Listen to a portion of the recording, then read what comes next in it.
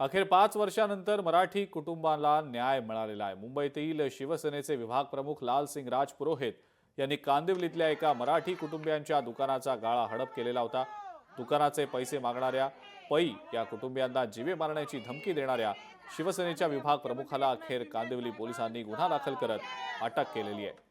यानंतर आता शिवसेनेच्या प्रवक्त्या शीतल म्हात्रे, माजी नगरसेवक एकनाथ हुंडारे आणि वैभव भराडकर यांच्या माध्यमातून दत्तात्रय पै या वृद्ध नागरिकाला त्याच्या दुकानाची चावी पुन्हा मिळालेली आहे। त्यामुळे गेल्या 8 वर्षांपासून लालसिंग राजपुरोहित याच्या त्रासापासून या मराठी कुटुंबाची सुटका झालेली आहे। पै साहेबांना खरंच जो काही त्रास झाला त्यासाठी आम्ही पक्षातर्फे खरंच दिलगिरी व्यक्त करतो। परंतु माननीय शिंदे साहेबांनी, एकनाथ शिंदे साहेबांनी स्वतः पोलिसांना सांगून जो कोणी लालसिंग होता आमचे विभाग प्रमुख त्यांच्यावर कारवाई करायला सांगितली। कारण इथे कोणी जर अन्याय केला तर त्याला कुठल्याही परिस्थितीत माफी मिळणार नाही। तो आमचा पदाधिकारी जरी असेल तरी जर तो चुकला असेल तर नक्कीच त्याला शिक्षा ही होईल।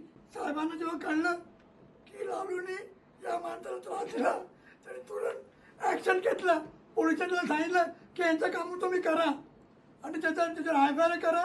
मला तर आपलं पक्षाचं असून दे, कोणी असून दे, पण जो माणूस गरीब माणसाला त्रास देतो अशा माणसाला सोडू नका। काका शेवटी एकनाथ शिंदे साहेबांनी शीतल मॅडमला सांगितलं की बाबा यांना चावी द्या। मला आज फार आनंद आला।